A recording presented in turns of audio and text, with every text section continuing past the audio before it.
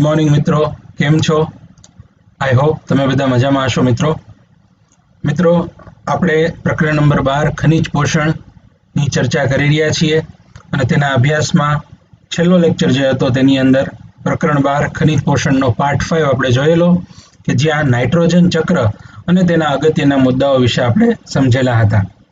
મિત્રો આજનો જે લેક્ચર છે પાર્ટ 6 તેની અંદર આપણે जैविक नाइट्रोजन स्थापन नो जे टॉपिक है तेना विषे बात करवाना छीए। ना टॉपिक खूब ज अगत्यनो छे कारण के नीट एक्जाम नी अंदर मोटा भागना जो प्रश्नों आ चेप्टर मांथी पूछाता होय तो ते जैविक नाइट्रोजन स्थापन नी क्रिया मांथी पूछाय छे। तो चालो मित्रों आ प्रक्रिया विषे समझीए।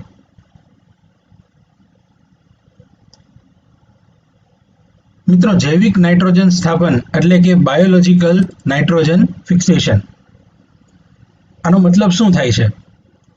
तो सूक्ष्म जीवो द्वारा एटले के जीवाणुओ अने साइनोबेक्टेरिया जेवा जे सूक्ष्म जीवो छे तेमना द्वारा नाइट्रोजन वायुनुं एमोनियामां रिडक्शन थवानी जे प्रक्रिया छे तेने जैविक नाइट्रोजन स्थापन एटले के बायोलॉजिकल नाइट्रोजन फिक्सेशन तरीके ओळखवामां आवे छे।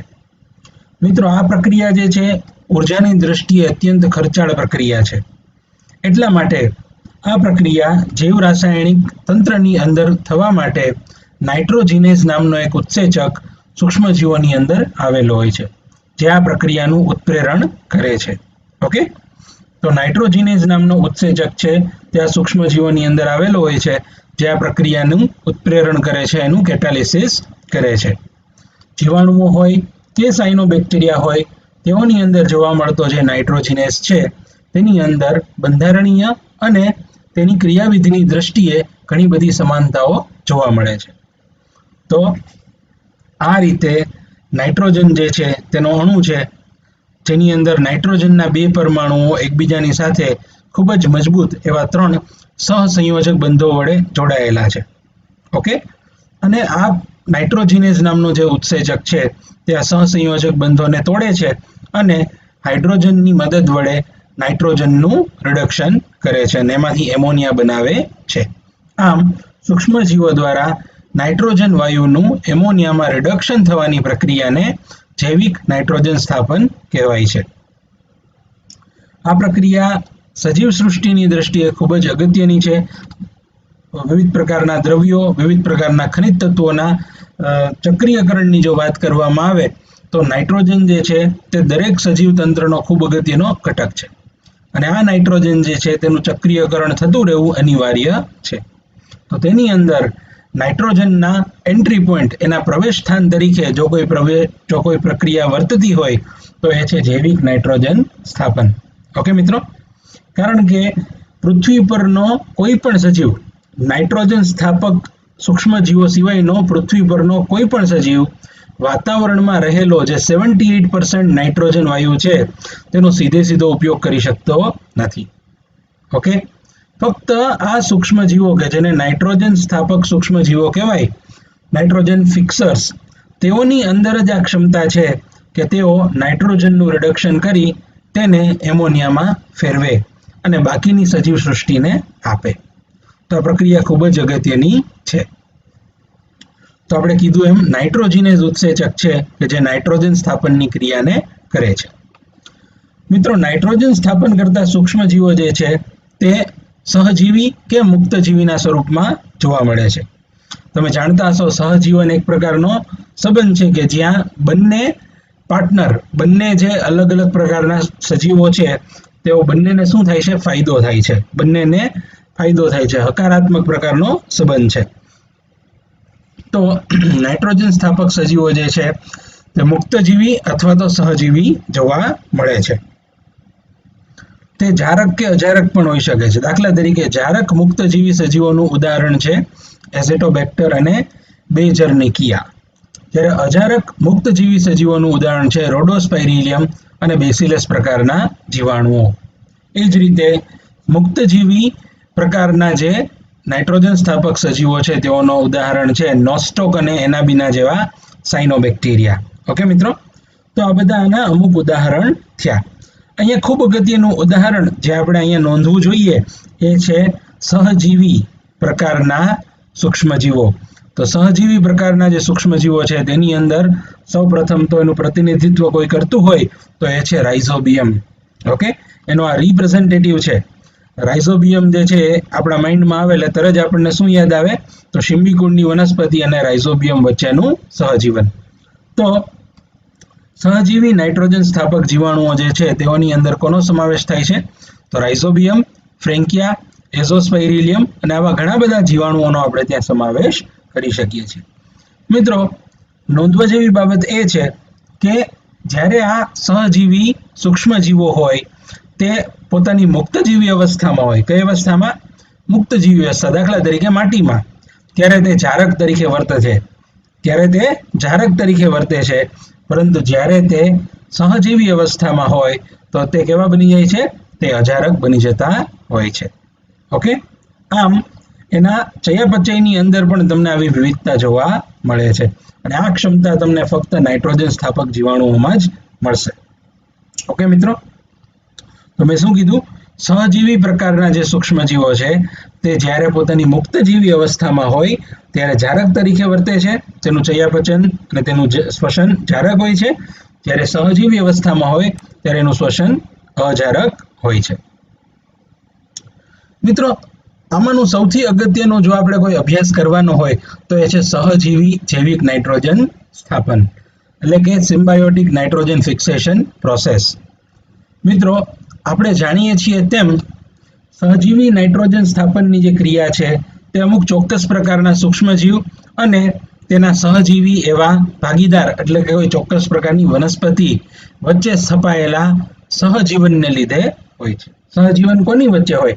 તો બે પ્રકારના સજીવોની વચ્ચે હોય, જેમ કે જીવાણુ અને વનસ્પતિ. જેમ કે લાઇકનનું ઉદાહરણ તમે લ્યો તો ત્યાં લીલ અને ફૂગ. ઓકે, તો સહજીવી નાઇટ્રોજન સ્થાપન જે છે તે કેટલાક પ્રકારના સૂક્ષ્મજીવોના જૂથમાં જાણીતા છે.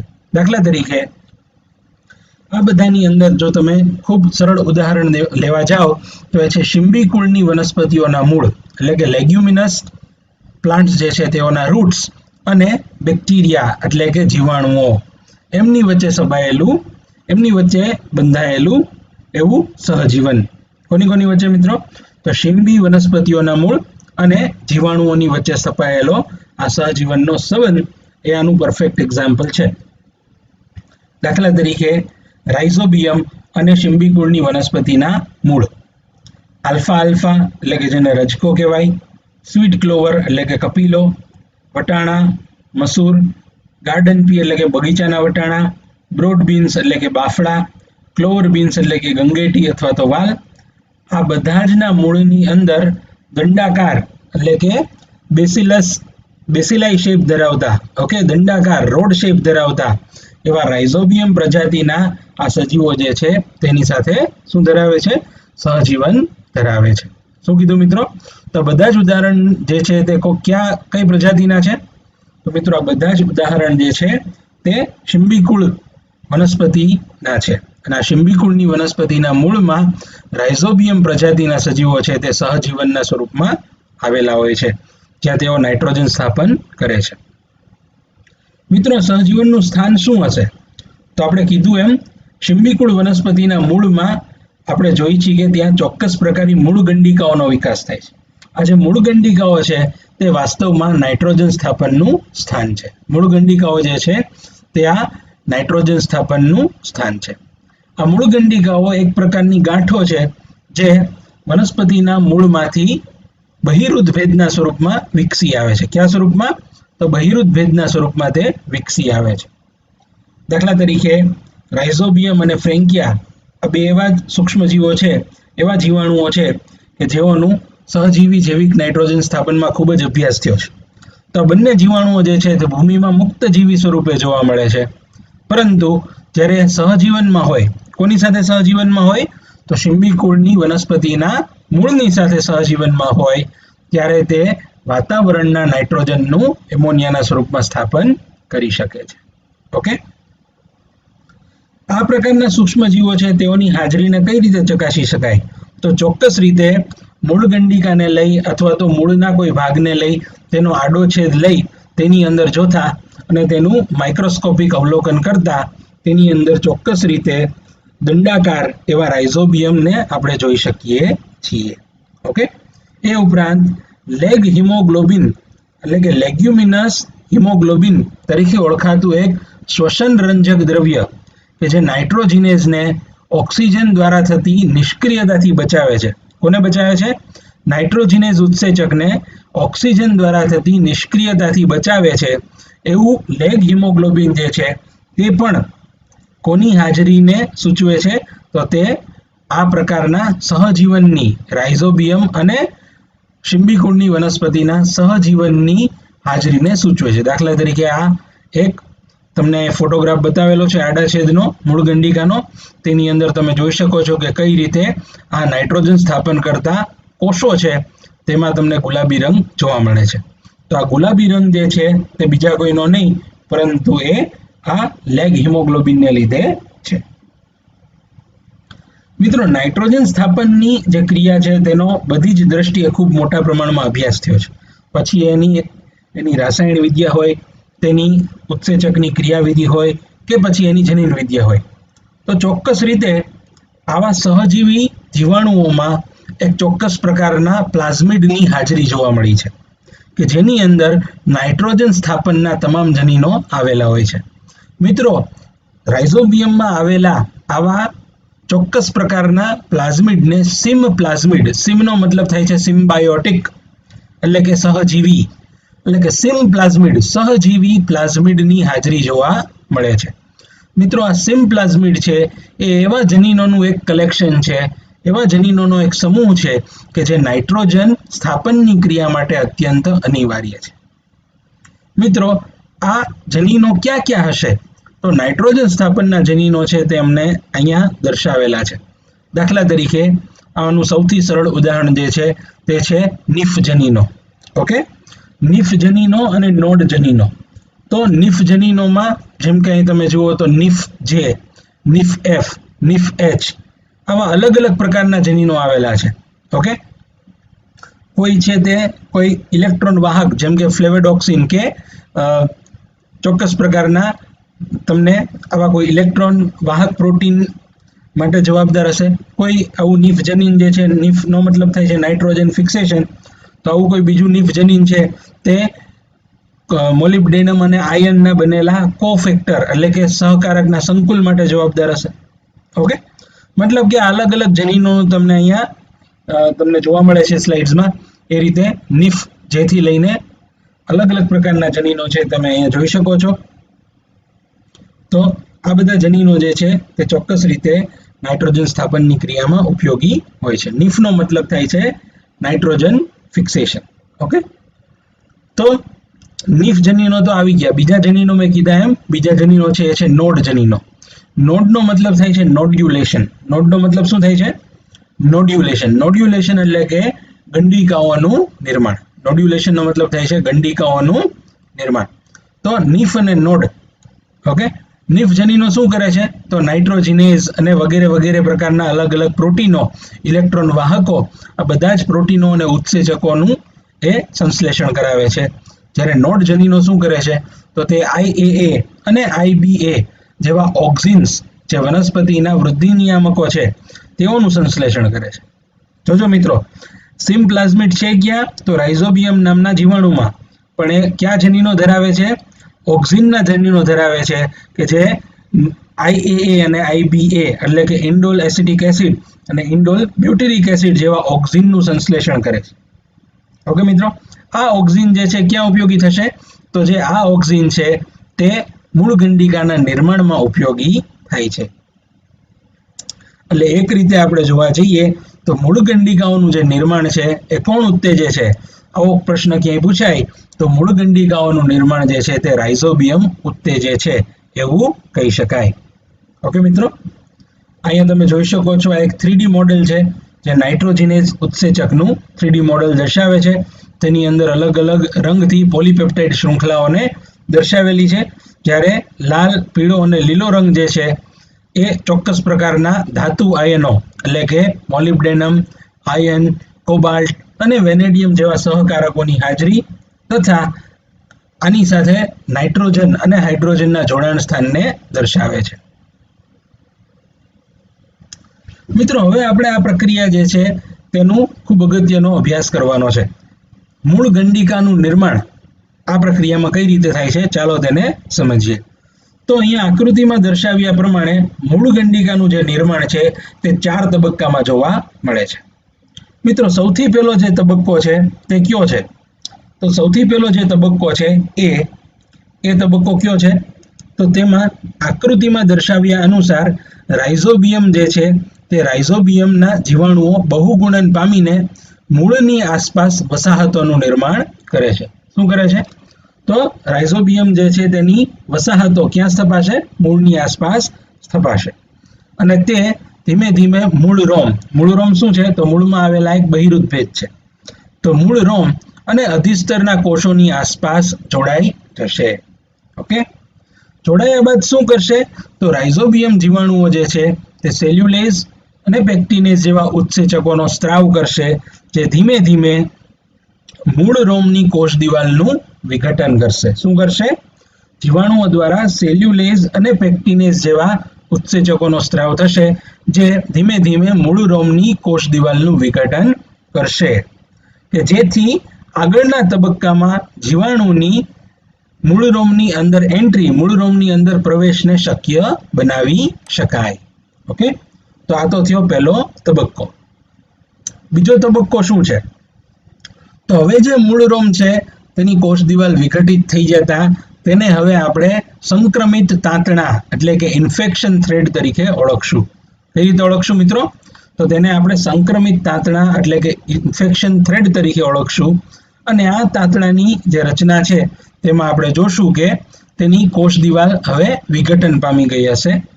તેની આસપાસ વસાયેલી જે વસાહતો છે રાઇઝોબિયમની, એ રાઇઝોબિયમ હવે આ સંક્રમિત તાંતણાની મદદથી મૂળના બાહ્યક સુધી પહોંચી જશે. ક્યાં સુધી પહોંચી જશે?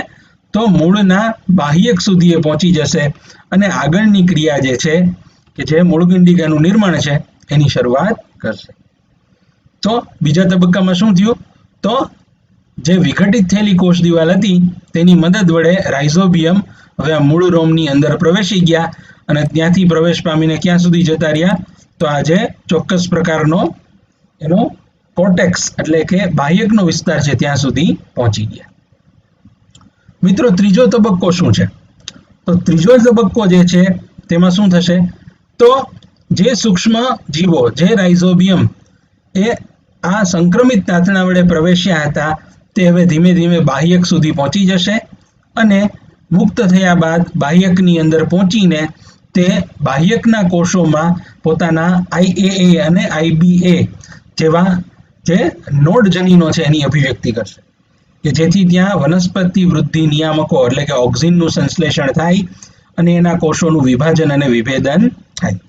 આથી બાહ્યકના જે કોષો છે હવે ધીમે ધીમે વિશિષ્ટ નાઇટ્રોજન સ્થાપક કોષોમાં વિભેદન પામી જશે, એમાં રૂપાંતરણ પામી જશે. ઓકે, આ તો થઈ મૂળ ગંડિકાના કોષોના નિર્માણની શરૂઆત. હવે આ પ્રક્રિયા આગળ કેમ વધે છે? તો ધીમે ધીમે અહીંયા ઓક્સિન્સની હાજરી હોવાને લીધે ધીમે ધીમે શું થશે? તો આ કોષો ખૂબ જ ઝડપથી વિભાજન પામશે. ખૂબ જ સ્પીડમાં ઓક્સિન છે તે શું કરશે? તે વૃદ્ધિ પ્રેરક છે, એટલે ખૂબ જ મોટા પ્રમાણમાં મૂળ ગંડિકાના કોષોનું વિભાજન પ્રેરશે. પરિણામ સ્વરૂપે ત્યાં પુખ્ત ગંડિકાનું નિર્માણ થઈ જશે. આ રીતે એક પુખ્ત મૂળ ગંડિકાનું નિર્માણ થશે, જે યજમાન વનસ્પતિની વાહક પેશીઓ સાથે પોષક તત્વની આપ-લે કરશે અને પોતે નાઇટ્રોજન સ્થાપનના સ્થાન તરીકે વર્તશે. ઓકે, એટલે કે મૂળ ગંડિકાની અંદર રહેલા જે કોષો છે તે શું કરશે? તો યજમાન વનસ્પતિની વાહક પેશીઓમાંથી ચોક્કસ રીતે જે કાર્બનિક પોષક દ્રવ્યો છે તે રાઇઝોબિયમની વસાહતોને આપશે જે બાહ્યકમાં રહેલી છે, અને સામેની બાજુ પોતે શું કરશે? તો રાઇઝોબિયમ દ્વારા જે નાઇટ્રોજનનું સ્થાપન થયું છે એ નાઇટ્રોજન એ ધીમે ધીમે વનસ્પતિની વાહક પેશીઓમાં આપી દેશે. મતલબ આ શું થયું? એક પ્રકારનું એક્સચેન્જ થયું, આપ-લે થઈ. તો આમ આ 4 પ્રક્રિયાઓ અહીંયા પૂરી થઈ, જે તમે જોઈ શક્યા કે 4 અલગ અલગ તબક્કાઓ વડે આ મૂળ ગંડિકાના નિર્માણની પ્રક્રિયા પૂર્ણ થાય છે. મિત્રો આપણે કીધું એમ મૂળગંડિકા જે છે તે શું છે? તો મૂળગંડિકા જે છે તે ચોક્કસ રીતે નાઇટ્રોજન સ્થાપનનું સ્થાન છે. જૈવિક નાઇટ્રોજન સ્થાપનનું સ્થાન જો હોય તો એ શું છે? જૈવિક નાઇટ્રોજન સ્થાપનનું સ્થાન જે છે તે મૂળગંડિકા છે. તો મૂળગંડિકાની અંદર એવું શું છે કે જેથી એ નાઇટ્રોજન સ્થાપન કરી શકે? તો મૂળગંડિકાની અંદર સૌથી પહેલા તો નાઇટ્રોજિનેઝ ઉત્સેચક ધરાવતા જીવાણુઓ છે, જેને આપણે રાઇઝોબિયમ કીધા. તો મૂળગંડિકામાં આવેલા જે રાઇઝોબિયમ છે તે નાઇટ્રોજિનેઝ ઉત્સેચકની મદદ વડે નાઇટ્રોજન સ્થાપન કરે છે. હવે આ ક્રિયા કઈ રીતે થાય છે જો એને આપણે જૈવરાસાયણિક રીતે સમજવી હોય તો આપણે અહીંયા સમજીએ. તો નાઇટ્રોજન ઉત્સેચકની ક્રિયાવિધિ, મિકેનિઝમ ઓફ નાઇટ્રોજિનેઝ એન્ઝાઇમ. નાઇટ્રોજિનેઝ ઉત્સેચકની ક્રિયાવિધિ શું હશે? ચાલો સમજીએ. મિત્રો, અહીંયા જે એક આકૃતિ આપી છે એમાં દર્શાવ્યા અનુસાર નાઇટ્રોજિનેઝ ઉત્સેચક જે છે તે નાઇટ્રોજન વાયુના અણુ એટલે કે બે નાઇટ્રોજન પરમાણુઓ કે જે ત્રિબંધ વડે જોડાયેલા છે તેની સાથે જોડાય છે અને આમ પ્રક્રિયકનું જોડાણ થાય છે. ત્યારબાદ તબક્કાવાર એક હાઇડ્રોજન વાયુનો અણુ આમાં ઉમેરાતો જાય છે, મતલબ કે H2 ઓકે. તો આના સક્રિય સ્થાન એટલે કે એક્ટિવ સાઇટ ઉપર જે નાઇટ્રોજન પ્રક્રિયક જોડાયેલો છે એ નાઇટ્રોજન પ્રક્રિયકમાં નાઇટ્રોજિનેઝ ઉત્સેચક શું કરે છે? તો રિડક્શનની પ્રક્રિયા વડે તબક્કાવાર 3 હાઇડ્રોજનના અણુઓ એટલે કે 6 હાઇડ્રોજન પરમાણુઓને ઉમેરે છે. પરિણામ સ્વરૂપે આ પ્રક્રિયાના અંતે તમે જોશો કે આ પ્રક્રિયાના અંતે શું થશે? તો નાઇટ્રોજિનેઝ ઉત્સેચક પોતાના મૂળ સ્વરૂપમાં મુક્ત થાય છે અને તેની સાથે સાથે નિપજ સ્વરૂપે 2 એમોનિયાના અણુઓને મુક્ત કરે છે, જેમાં 1 નાઇટ્રોજનનો પરમાણુ અને 3 હાઇડ્રોજનના પરમાણુઓ હશે. તો આવા 2 એમોનિયાના અણુઓ અહીંયા મુક્ત થશે, જે તમે અહીંયા જોઈ શકો છો. આમાં આખી આ પ્રક્રિયા નાઇટ્રોજિનેઝ ઉત્સેચકીય સંકુલ દ્વારા કરવામાં આવે છે. આ પ્રક્રિયાનું જો આપણે રાસાયણિક સમીકરણ જોઈએ તો એ કંઈક આ પ્રકારે હશે.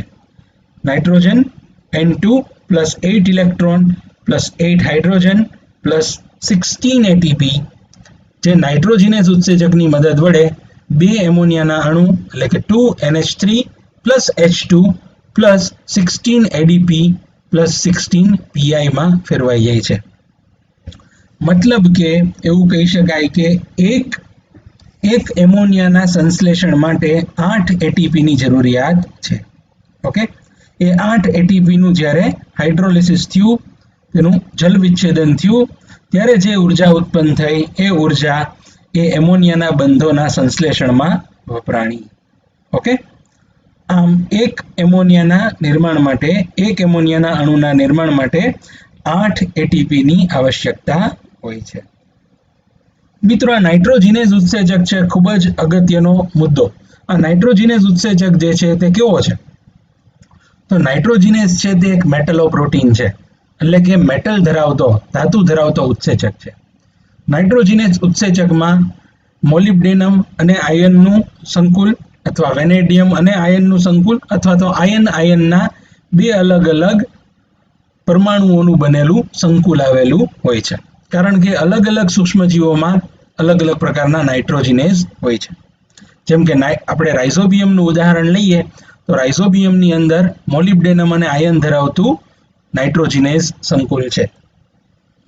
આ નાઇટ્રોજિનેઝ શું કરશે? તો આપણે જાણીએ છીએ તેમ તે વાતાવરણમાં રહેલી જે નાઇટ્રોજન વાયુ છે એ નાઇટ્રોજન વાયુનું એમોનિયામાં રિડક્શન કરશે અને આ પ્રક્રિયાનું ઉત્પ્રેરણ કરશે. આમ આ પ્રક્રિયાના અંતે પ્રાપ્ત થતો એમોનિયા જે છે તે નાઇટ્રોજન સ્થાપનની પ્રથમ સ્થાયી નિપજ છે. બીજો અગત્યનો મુદ્દો એ છે કે નાઇટ્રોજિનેઝ દ્વારા એમોનિયાના સંશ્લેષણ માટે ખૂબ મોટા પ્રમાણમાં ઉર્જાની જરૂરિયાત હોય છે. એટલે કે મેં કીધું એ પ્રમાણે એક એમોનિયાના અણુ માટે 8 ATPનું નિર્માણ 8 ATPની આપણે જરૂરત પડે છે, 8 ATPનો વપરાશ થાય છે. અને આ ATP એ ક્યાંથી મેળવે છે? તો મેં હમણાં જ કીધું હતું એમ, જ્યારે રાઇઝોબિયમ જીવાણુ સહજીવી અવસ્થામાં હોય, સહજીવી સંબંધો દરમિયાન તે જારક શોષણ કરી શકતા નથી, ત્યારે તે અજારક તરીકે વર્તતા હોય છે. એટલા માટે તેઓ યજમાનના કોષોમાંથી એટીપી મેળવે છે. યજમાનના કોષોમાં જે શ્વસન થતું હશે એ તો જારક પ્રકારનું જ હશે, એટલે યજમાનના કોષોમાંથી એ શું કરે છે, તો યજમાનના કોષોમાંથી એ એટીપીસ મેળવે છે, કારણ કે અજારક શ્વસનમાં એટલા બધા એટીપી બની શકે નહીં. ઓકે, આ પ્રક્રિયામાં જે નાઇટ્રોજિનેઝ ઉત્સેચક છે તે ઉત્સેચક રિડક્શનની પ્રક્રિયા કરે છે. કઈ પ્રક્રિયા કરે છે? તો આ પ્રક્રિયા જે છે કઈ છે? આ પ્રક્રિયા રિડક્શનની પ્રક્રિયા છે. મિત્રો, રિડક્શનની પ્રક્રિયા છે તે ક્યારેય ઓક્સિજનની હાજરીમાં થઈ શકે નહીં. મતલબ કે નાઇટ્રોજિનેઝ ઉત્સેચક માટે ઓક્સિજન છે તે વિષકારી અસરો પ્રેરે છે, તેનું નિષ્ક્રિયકરણ કરી દે છે. એટલા માટે આ નાઇટ્રોજિનેઝ ઉત્સેચકને ઓક્સિજનથી રક્ષિત કરવા માટે ગંડિકાઓ દ્વારા અનુકૂલન સાધવામાં આવે છે. કેવું અનુકૂલન? તો જોવા મળે છે કે મૂળ ગંડિકાઓની અંદર એક ઓક્સિજનગ્રાહી પ્રોટીન હોય છે. આ ઓક્સિજનગ્રાહી પ્રોટીન જે છે તેનું નામ આપવામાં આવેલું છે લેગ હિમોગ્લોબિન, એટલે કે લેગ્યુમિનસ હિમોગ્લોબિન.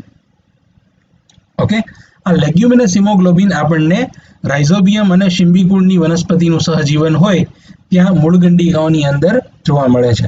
આપણે હમણાં જ આગળની અંદર અહીંયા વાત કરી હતી એ પ્રમાણે મૂળ ગંડિકાઓમાં જે ગુલાબી રંગ છે તે લેગ હિમોગ્લોબિનને આભારી હોય છે.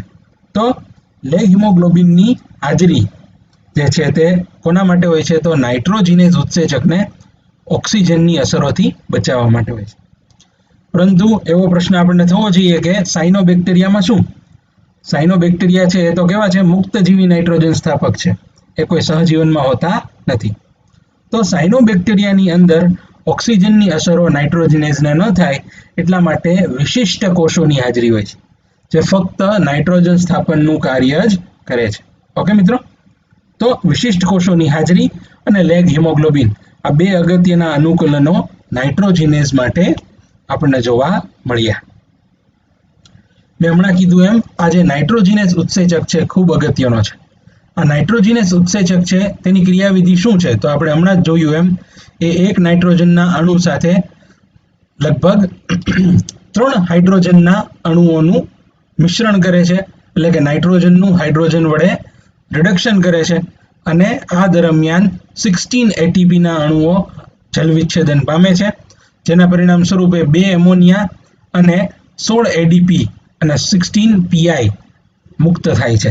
2 એમોનિયાના અણુઓ અહીંયા જે નિર્માણ પામ્યા એના માટે દરેક એમોનિયાના અણુ માટે લગભગ 8 એટીપીનો એ વપરાશ જરૂરી છે. મિત્રો, જો આપણે ઝીણવટપૂર્વક નાઇટ્રોજિનેઝ ઉત્સેચકના બંધારણનો અભ્યાસ કરીએ કે જે આ સમગ્ર પ્રક્રિયાને પાર પાડે છે, આ નાઇટ્રોજિનેઝ ઉત્સેચક જે છે તેની અંદર જો આપણે એના બંધારણનો અભ્યાસ કરીએ તો એ ખૂબ અગત્યનું બંધારણ દર્શાવે છે. આ ઉત્સેચક એટલા માટે અગત્યનો છે કે જો આ જ પ્રક્રિયા આપણે ઔદ્યોગિક રીતે એટલે કે કૃત્રિમ વાતાવરણમાં લેબોરેટરીની અંદર કે રિએક્ટરની અંદર કરવા જઈએ તો લગભગ આપણે જાણીએ છીએ તેમ 500 ડિગ્રી સેલ્સિયસ જેટલું તાપમાન અને 200 થી લઈને 250 વાતાવરણ દાબ જેટલું આપણે દબાણ આપવું પડે છે, જે અત્યંત ખર્ચાળ પ્રક્રિયા છે. પરંતુ રાઇઝોબિયમનો આ નાઇટ્રોજિનેઝ ઉત્સેચક 16 એટીપીની મદદથી આ પ્રક્રિયા કોષની અંદર જ કરી નાખે છે. બરોબર, આના માટે કોઈ એને બાહ્ય ઉર્જા આપણે આપવી પડતી નથી. તો કેટલું અદ્ભુત કાર્ય આ નાઇટ્રોજિનેઝ ઉત્સેચક કરતો હશે. તો આ કાર્ય કરવા પાછળ શું જવાબદાર છે? તો એ છે એનું બંધારણ. જો આપણે નાઇટ્રોજિનેઝ ઉત્સેચકનું બંધારણ સમજીએ તો નાઇટ્રોજિનેઝ ઉત્સેચકની અંદર આપણને મુખ્યત્વે 2 ભાગ જોવા મળે છે. એનો એક ભાગ જે છે કે જેની અંદર આપણે જોઈએ છીએ કે એટીપીનું હાઇડ્રોલાઇસિસ થાય છે. ઓકે, એ ભાગ જે છે તેને કહેવાય છે ડાયનાઇટ્રોજિનેઝ રિડક્ટેઝ, જેનું કાર્ય ફેરેડોક્સિન દ્વારા જે ઇલેક્ટ્રોન્સ છે ઇલેક્ટ્રોન્સ મુક્ત કરાવીને એને રિડક્શનની પ્રક્રિયામાં વાપરવાનું છે. મતલબ કે રિડક્શનનું કામ જે છે એના માટે જરૂરી ઇલેક્ટ્રોન્સનો સપ્લાય કોણ કરે છે? તો ઇલેક્ટ્રોન્સનો સપ્લાય ફ્લેવોડોક્સિન અથવા તો ફેરેડોક્સિન તરીકે ઓળખાતા ઇલેક્ટ્રોન ગ્રાહી અથવા તો ઇલેક્ટ્રોન દાતા પ્રોટીનો કરે છે, કે જેઓનું મોલેક્યુલર માસ એટલે કે આણ્વીય કદ લગભગ 14 થી 24 કિલો ડાલ્ટન જેટલું હોય છે. જ્યારે નાઇટ્રોજીનેઝનો મૂળ ભાગ જે છે, જે ખૂબ અગત્યનું નાઇટ્રોજન સ્થાપનનું સ્થાન પણ છે, એ છે ડાયનાઇટ્રોજીનેઝ પ્રકારનો ઉત્સેચક. ઓકે, મતલબ કે નાઇટ્રોજીનેઝ ઉત્સેચકનો બીજો જે ભાગ છે એને કહેવાય છે ડાયનાઇટ્રોજીનેઝ. ઓકે, આ ડાયનાઇટ્રોજીનેઝ છે વાસ્તવમાં નાઇટ્રોજન સ્થાપનનું સ્થાન છે, કે જેની અંદર બે અલગ અલગ સબ યુનિટ્સ આવેલા હોય છે, બે અલગ અલગ ભાગ આવેલા હોય છે. એકને કહેવાય છે આલ્ફા અને બીજાને કહેવાય છે બીટા. તો આલ્ફા એકમ અને બીટા એકમ બે અહીંયા એકમો આવેલા છે. આલ્ફા એકમની અંદર આપણે જોઈએ છીએ એ રીતે આયન અને મોલિબ્ડેનમ તથા કોબાલ્ટનું બનેલું એક સંકુલ આવેલું છે, જે સહકારક તરીકે વર્તે છે. ઓકે, તો આ સંકુલ છે આપણને આલ્ફા સંકુલ અહીંયા જોવા મળે છે. અને આ જે છે તે નાઇટ્રોજન સ્થાપનના સ્થાન તરીકે વર્તે છે, કે જે નાઇટ્રોજનનું રિડક્શન કરીને એમાંથી એમોનિયા બનાવે છે. તો સામૂહિક રીતે આ આલ્ફા અને બીટા એકમો કેટલું આણ્વીય કદ ધરાવે છે? તો 220 કિલો ડાલ્ટનનું આણ્વીય કદ ધરાવે છે, જેને તમે નાઇટ્રોજીનેઝનું કદ કહી શકો. જ્યારે ડાયનાઇટ્રોજીનેઝ રિડક્ટેઝ ઉત્સેચક જે છે તે લગભગ 60 કિલો ડાલ્ટનનું કદ ધરાવે છે. ત્યારે ફેરેડોક્સિન કે ફ્લેવોડોક્સિન તરીકે ઓળખવામાં આવતા જે ઇલેક્ટ્રોનનું વહન કરતા પ્રોટીનો છે તે 24 થી લઈને 14 કિલો ડાલ્ટન જેટલો અણુભાર કે આણ્વીય કદ ધરાવતા હોય છે.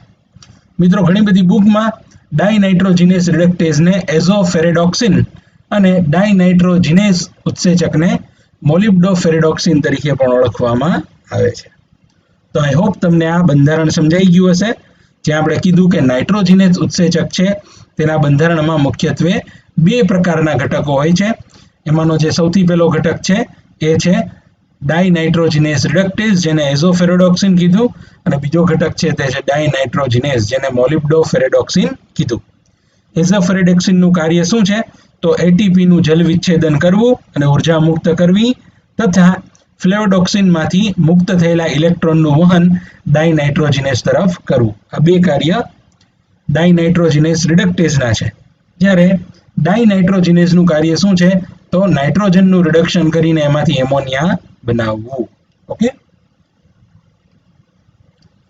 મિત્રો, નાઇટ્રોજીનેઝ ઉત્સેચક જે છે તે એક મેટલોપ્રોટીન છે, જેની અંદર મોલિબ્ડેનમ અને આયન આ બંને પ્રકારની ધાતુઓ આવેલી હોય છે. આ ઉપરાંત નાઇટ્રોજીનેઝની ક્રિયાવિધિ માટે વેનેડિયમ અને કોબાલ્ટ જેવા ચોક્કસ પ્રકારના ધાતુઓ પણ અનિવાર્ય હોય છે, કારણ કે અમુક સજીવની અંદર મોલિબ્ડેનમની જગ્યાએ વેનેડિયમ આવેલું હશે, ઘણી જગ્યાની અંદર મોલિબ્ડેનમ કે વેનેડિયમ બંને નહીં હોય, ફક્ત આયનના બનેલા સહકારકો આવેલા હશે.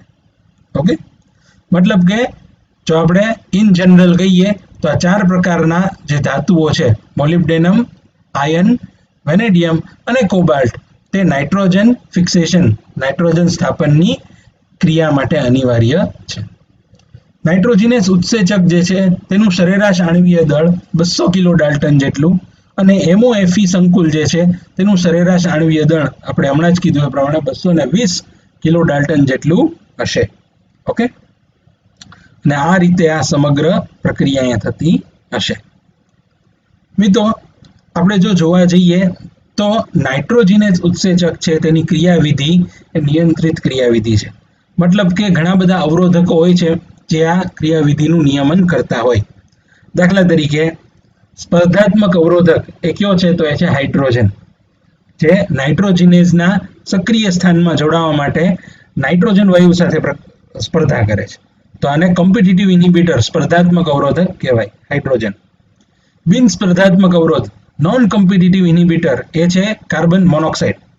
કાર્બન મોનોક્સાઇડ છે તે સક્રિય સ્થાન સિવાયના સ્થાનોમાં જોડાઈને નાઇટ્રોજીનેઝ ઉત્સેચકનું નિષ્ક્રિયકરણ કરી શકે છે.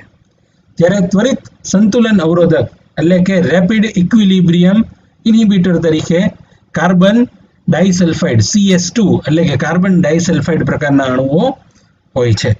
ઓકે, તો આ અલગ અલગ પ્રકારના અવરોધકો થયા કે જે નાઇટ્રોજીનેઝની ક્રિયાવિધિને અવરોધી શકે અને એના દરને નિયંત્રિત કરી શકે.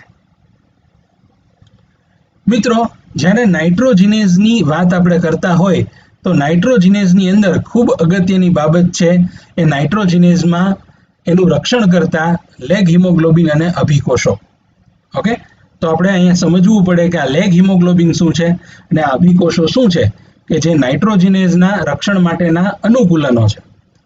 તો એ વસ્તુ સત્ય છે કે નાઇટ્રોજિનેઝ ઉત્સેચક ઓક્સિજન સંવેદી ઉત્સેચક છે અને ઓક્સિજનની હાજરીમાં તે સંપૂર્ણપણે નિષ્ક્રિય બની જતો હોય છે. ઓકે, તો સૌથી પહેલું અનુકૂલન જે આપણને રાઇઝોબિયમ અને શિંબીકુળની વનસ્પતિના મૂળ ગંડિકામાં જોવા મળે છે એ છે લેગ હિમોગ્લોબિન નામના શ્વસન રંજક દ્રવ્યની હાજરી. મિત્રો, લેગ હિમોગ્લોબિનનો જો આપણે અભ્યાસ કરીએ તો જાણવા મળે છે કે લેગ હિમોગ્લોબિન એ મૂળ ગંડિકાનું સૌથી પ્રભાવી પ્રોટીન છે. મતલબ કે મૂળ ગંડિકામાં આવેલા 100% પ્રોટીનમાંથી લગભગ 20% જેટલું પ્રોટીન લેગ હિમોગ્લોબિન એલબી જ હોય છે. તેનું આણ્વીય દળ લગભગ 16 કિલો ડાલ્ટન જેટલું હોય છે. મૂળ ગંડિકાના કોષોના કોષરસમાં તેની હાજરી હોય છે. જીવાણુના કોષરસમાં નહીં, પણ ક્યાં? મૂળ ગંડિકાના કોષોના કોષરસમાં તેની હાજરી હોય છે. મિત્રો, લેગ હિમોગ્લોબિન આ નામ જે છે તે લેગ્યુમિનસ હિમોગ્લોબિન પરથી આપવામાં આવેલું છે, એટલે કે શિંબીકુળમાં જોવા મળતું હિમોગ્લોબિન. લેગ હિમોગ્લોબિન તે માયોગ્લોબિન અને હિમોગ્લોબિન પ્રકારના જે શ્વસન રંજક દ્રવ્યો છે જે આપણને પ્રાણી સૃષ્ટિમાં જોવા મળે છે તેની સાથે ઘણી બધી બંધારણીય સામ્યતા ધરાવે છે. દાખલા તરીકે લેગ હિમોગ્લોબિનની અંદર પણ હિમ જે સમૂહ છે તે આવેલો હોય છે અને ગ્લોબિન શૃંખલાઓ આવેલી હોય છે. તો આ હિમોગ્લોબિન લેગ હિમોગ્લોબિનનું સંશ્લેષણ કઈ રીતે થાય છે એ ખૂબ અગત્યનો મુદ્દો છે. મિત્રો, લેગ હિમોગ્લોબિનમાં જે હિમ શૃંખલા છે, હિમ સમૂહ છે, એ હિમ સમૂહનું સંશ્લેષણ કોણ કરે છે? તો રાઇઝોબિયમ જીવાણુ કરે છે. જોજો મિત્રો, ખૂબ ધ્યાનથી સમજજો. લેગ હિમોગ્લોબિનના હિમ સમૂહનું સંશ્લેષણ રાઇઝોબિયમ જીવાણુ કરે છે, જ્યારે ગ્લોબિન શૃંખલા કે જે 145 એમિનો એસિડની બનેલી હોય છે તેનું સંશ્લેષણ યજમાન વનસ્પતિના કોષો કરે છે. ઓકે મિત્રો, ફરીથી રિપીટ કરું છું. હિમોગ્લોબિન લેગ હિમોગ્લોબિનના સંશ્લેષણમાં જે હિમ શૃંખલા છે તે હિમ સમૂહનું સંશ્લેષણ એ રાઇઝોબિયમના કોષો દ્વારા થાય છે, જ્યારે 145 એમિનો એસિડની બનેલી ગ્લોબિન શૃંખલાનું સંશ્લેષણ યજમાન વનસ્પતિના કોષો દ્વારા થાય છે. રાઇઝોબિયમ દ્વારા સંશ્લેષિત હિમ સમૂહો યજમાન વનસ્પતિના કોષ રસની અંદર મોકલી દેવામાં આવે છે, એક્સપોર્ટ કરી દેવામાં આવે છે, જ્યાં ગ્લોબિન શૃંખલની સાથે એનું જોડાણ થઈને એમાંથી લેગ હિમોગ્લોબિનના અણુઓ બની જાય છે અને તે મોટા પ્રમાણમાં માયોસિન શ્વસન રંજક દ્રવ્ય સાથે બંધારણીય સમાનતા દર્શાવે છે, જે તમને અહીંયા જોવા મળે છે. તો આ લેગ હિમોગ્લોબિન છે, આ મનુષ્ય અને અન્ય પ્રાણીઓમાં જોવા મળતું હેમોગ્લોબિન છે, જ્યારે આ માયોગ્લોબિન છે. ઓકે, તો આમાં તમે જુઓ તો તમને મોટા પ્રમાણમાં સામ્યતાઓ જોવા મળશે. ઓકે, જે તમે અહીંયા જોઈ શકો છો કે આનો હિમ સમૂહ વચ્ચે દર્શાવેલો છે, બધામાં એક સરખો જ છે. મિત્રો, નાઇટ્રોજિનેઝનું ઓક્સિજનથી રક્ષણ કરવા માટે જે બીજા પ્રકારનું અનુકૂલન આપણને જોવા મળે છે એ છે અભિકોષ. અભિકોષને ઇંગ્લિશમાં હેટરોસિસ્ટ તરીકે ઓળખવામાં આવે છે. મિત્રો, અભિકોષ કઈ રીતે ઉત્પન્ન થયા છે? તો આપણે જાણીએ છીએ કે સાયનોબેક્ટેરિયા પ્રકારના જે જીવાણુઓ છે તે પ્રકાશ સંશ્લેષી જીવાણુઓ છે, સ્વોપજીવી જીવાણુઓ છે. આ પ્રકારના જીવાણુઓની અંદર જો તમામ કોષોની અંદર પ્રકાશ સંશ્લેષણ કરવામાં આવતું હોય તો ત્યારે ઓક્સિજન છે એક નિપજ તરીકે ઉત્પન્ન થાય છે. તમે જાણો છો પ્રકાશ સંશ્લેષણની ક્રિયામાં ઓક્સિજન એક નિપજ છે, પરંતુ ઓક્સિજનની હાજરી અને પ્રકાશ અને નાઇટ્રોજન સ્થાપનની ક્રિયા આ બે વસ્તુઓ ક્યારેય સાથે થઈ શકે નહીં. એટલા માટે જોવા મળ્યું છે કે સાયનોબેક્ટેરિયાની અંદર ઉત્ક્રાંતિના ભાગરૂપે અમુક વિશિષ્ટ કોષોનું નિર્માણ થયું છે કે જે પ્રકાશ સંશ્લેષણ કરતા નથી, પરંતુ ફક્ત ને ફક્ત નાઇટ્રોજન સ્થાપનની ક્રિયામાં સંકળાયેલા છે. શેમાં સંકળાયેલા છે મિત્રો? ફક્ત નાઇટ્રોજન સ્થાપનની ક્રિયામાં જ એ સંકળાયેલા છે. તો આવા કોષો એ ભિન્ન કોષો છે, એટલે એને હિટરોસિસ્ટ અભિકોષો તેવું નામ આપવામાં આવેલું છે. તમે અહીં આકૃતિમાં જોઈ શકો, આ એક સાયનોબેક્ટેરિયાની શૃંખલા છે. ઓકે, તેની અંદર આ એક અલગ એવો તમને કોષ જોવા મળે છે, જેને અભિકોષ કહેવામાં આવે છે, હેટરોસિસ્ટ તરીકે ઓળખવામાં આવે છે. આ બીજો એક માઇક્રોગ્રાફ છે, એમાં પણ તમને જોવા મળશે કે અન્ય કોષો કે જે અન્ય સામાન્ય વાનસ્પતિક કોષો છે, વેજીટેટિવ સેલ છે, તેની સરખામણીમાં અભિકોષ છે એ બિલકુલ અલગ હોય છે. ઓકે, દેખાવની રીતે અને બંધારણીય દ્રષ્ટિએ, જીવ રાસાયણિક રીતે પણ એ અલગ અલગ છે. કઈ રીતે? તો ચાલો સમજીએ. તો અભિકોષો શું છે? તો નાઇટ્રોજન સ્થાપક સાયનોબેક્ટેરિયામાં આવેલો વિશિષ્ટ કોષ કે જે ફક્ત નાઇટ્રોજન સ્થાપનનું જ કાર્ય કરે તેને અભિકોષ કહેવામાં આવે છે. દાખલા તરીકે નોસ્ટોક, એનાબિના અને ઓસિલેટોરિયા જેવા જે ચોક્કસ પ્રકારના સાયનોબેક્ટેરિયા છે તેઓની અંદર અભિકોષની હાજરી આપણને ખૂબ જ સામાન્ય રીતે જોવા મળે છે. મિત્રો, અભિકોષની લાક્ષણિકતાઓ શું હશે? કઈ રીતે એ અન્ય વાનસ્પતિક કોષોથી અલગ પડતો હશે? તો સૌ પ્રથમ તો અભિકોષોની અંદર પ્રભાવી પ્રોટીન તરીકે નાઇટ્રોજિનેઝ ઉત્સેચકની હાજરી જોવા મળે છે. બીજું, અભિકોષો છે અત્યંત જાડી કોષ દિવાલ ધરાવે છે, જે ઓક્સિજન માટે કેવી હોય છે? અપ્રવેશશીલ, કે જેથી ઓક્સિજન આની અંદર પ્રવેશી શકે નહીં. ત્રીજું, તે હરિત દ્રવ્ય એટલે કે ફાઇકોબિલિન્સ તરીકે ઓળખાતા પ્રકાશ સંશ્લેષી દ્રવ્યો ધરાવતો નથી અને પ્રકાશ સંશ્લેષણની ક્રિયામાં ભાગ લેતો નથી. ઓકે મિત્રો, અભિકોષોની અંદર પ્રકાશ સંશ્લેષી દ્રવ્યો હોતા નથી અને તે પ્રકાશ સંશ્લેષણની ક્રિયામાં ભાગ લેતો નથી. એટલે કે અહીંયા ઓક્સિજન એક નિપજ તરીકે ઉત્પન્ન થવાનો પ્રશ્ન જ આવતો નથી. આ કોષો પ્રકાશ સંશ્લેષણ કરતા હોતા નથી.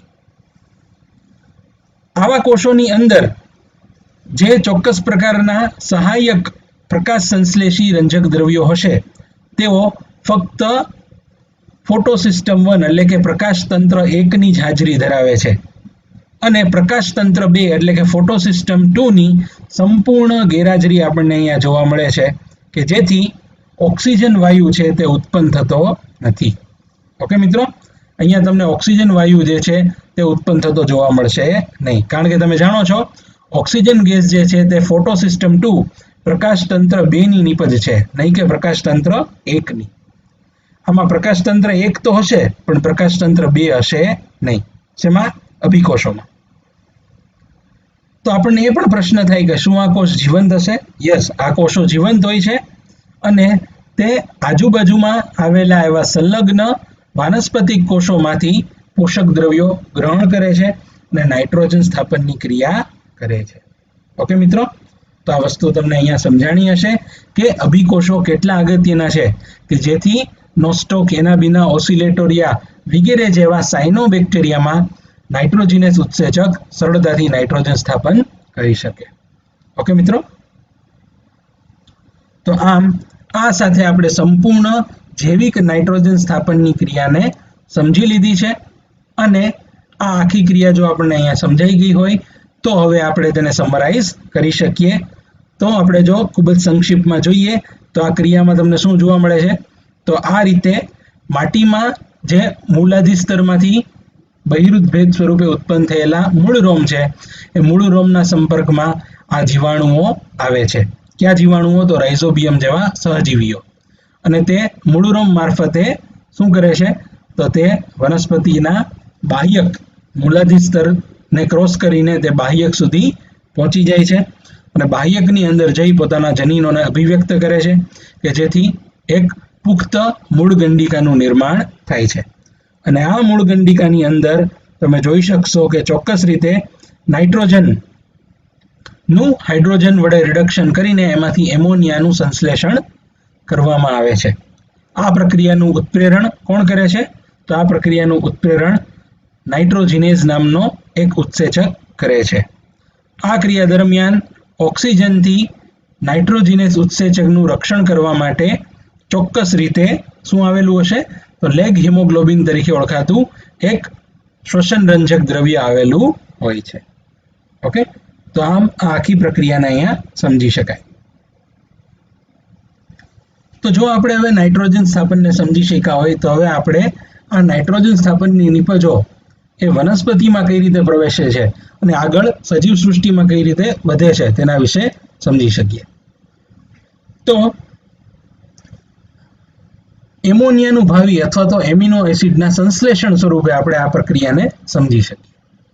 આપણે જાણીએ છીએ કે નાઇટ્રોજન સ્થાપનની જે નિપજ છે એ શું છે? તો એ છે એમોનિયા, કે જે આગળ જતા એમોનિયમ આયનમાં રૂપાંતરિત થાય છે, કારણ કે તેનું નત્રલીકરણ કે પ્રોટોનીકરણ દેહધાર્મિક રીતે થતું હોય છે.